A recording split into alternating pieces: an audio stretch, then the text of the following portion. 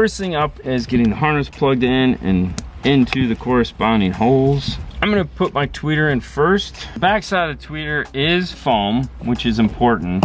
The clip is gonna go towards the front of the car.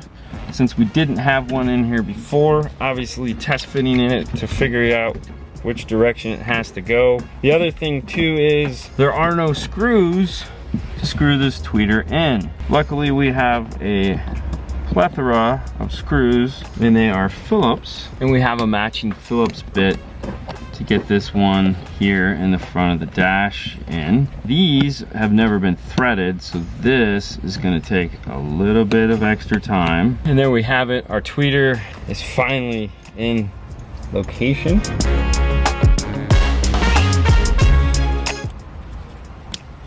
Mid-range. It is very tight underneath here. Make sure that the wiring is tucked under the tweeter and not under the mid-range so that this thing will sit flush in the dash. And we can start with the painstaking process of putting the screws back in. And just like that, the passenger speaker is in. That means all three, the center plus tweeter, and of course the driver where we started. These are done. The only thing I need to do is put the cover back on, snap it into place, reinstall my two A-pillars, and I'm all set. That means I have to do another set after that. There are a bunch of speakers that are getting replaced in here, so let's keep going. All right, for our next line of speakers that we're gonna take a look at, there's speakers up here in the rear door. It is the same speaker that is in the rear doors, and it's the same speaker that is in the dash. This is weird force. There's one here, there's one here. We have to get this thing off. Kind of stinks because it's almost like we're doing a backup camera. It's the same basic idea. To get these little guys in here. This is a two-piece system, meaning there's a piece here that comes off first that covers this, and then this whole piece will come down, and then we can get to the speakers. It would have been nice if the grill snapped off, but there isn't a car manufacturer in the world anymore. There probably is one, but not many will do that. Start with your panel tool. I like to start up in one of the corners here and just kind of work your way around.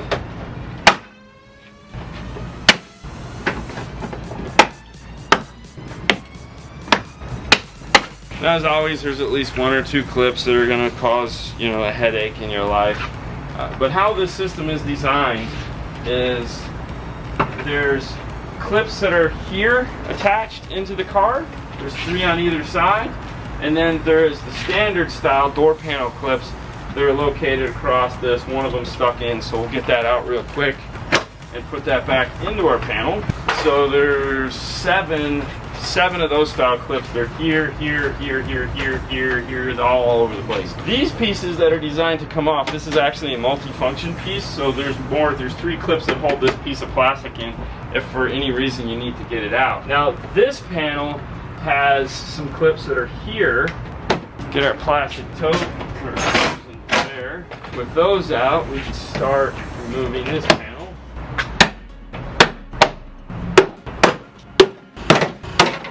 Alright, there's like a dozen the door panel style clips you saw holding this on. This is the tool you guys haven't seen much. It's a super long panel tool. It's a little bit flatter, so it's designed to get up in there, and you can just kind of rock it and pull it down. This was initially bought to do Chevy trucks back 20 years ago. It's the only snap-on tool I own. For this, it's perfect because it allows you to really get up in there and get these long ones. With this panel out, I'm gonna go set it up on our door panel piece so that we can flip it over and take a look at it. This is the backside of the rear hatch. It's funny because, as I said, it'd be nice if they made their grills removable. And these are actually removable because these are screwed in from the front. So you have to bend all these little finger tabs up.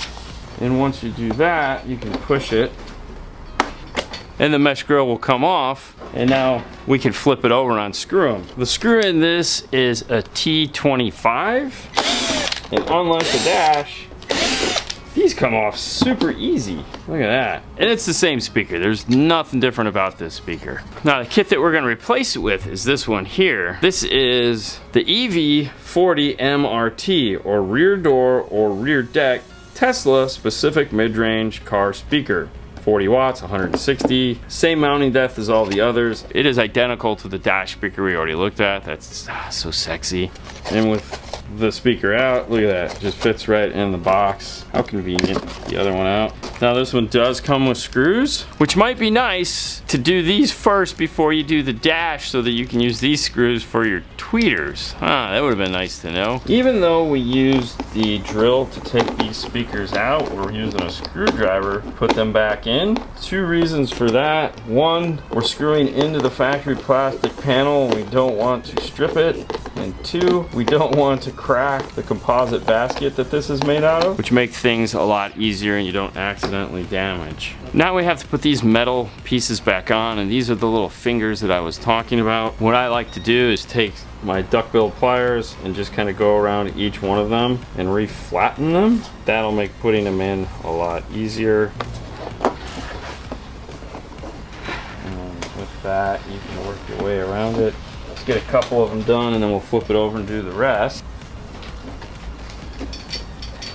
And that is the speakers in place. The one thing that we're adding to this install that is obviously not part of the Alpine is some sound treatment. These pillows here are really nice for that. However, we've been asked to add some more sound treatment to this as well as the cavities of the door and whatnot. For that, I am going to remove pillows very carefully because they're going to go back on. And we just use some double-sided tape. So if you're careful, you can manage to get it off in one piece. It's not tore or anything. This was a piece of the paper that got caught up in it from their building the car. Make sure you set this someplace flat so that this tape doesn't stick to itself. With all that cleared off, we can add in some sound treatment to this. Make it a little bit more rigid. This has carpet on the back of it. The rest of it is just straight plastic. So it is covered in Dynamat, and I mean covered. I covered the whole piece. Really, Fernando's like, dude, dial it back. This is a big floppy piece of plastic, and I really don't think these fours are gonna move anything on here. They're not. I was doing this more for road noise because there is road noise in the car. It is a big open space. This is what he wanted us to address, was trying to make the cab just a little bit quieter in the areas we were gonna be in. This being a huge open chamber, here we go. So this will definitely cut back on some of the road noise. I'm gonna hop back into the back of the car and put a piece on the inside of that big metal cavity just to make the metal a little bit more not sound like a tin can, and then we can get this back on. So I've added sound treatment to the inside of this, across the top here, and then all across the back. So between this and the panel, it should sound a lot better inside the car. If you're doing one of these, you could probably put about 6 sheets of sound treatment inside of here before you actually made a dent. You're like, oh, I really wanna, yeah, so you're gonna need a lot. And then this thing's gonna be really heavy. This is the lightweight Dynamat. It's called Super Light. I don't think I would recommend using it for this. I think you really need something thicker and with the foam, because even after applying this, it's not as like hardcore as the stuff we normally use. But hey, whatever, it's okay. To get this done, all I have to do is install that in reverse order. And be careful of the fact that there are a bunch of clips on there. Line up the clips before you start pushing these things on.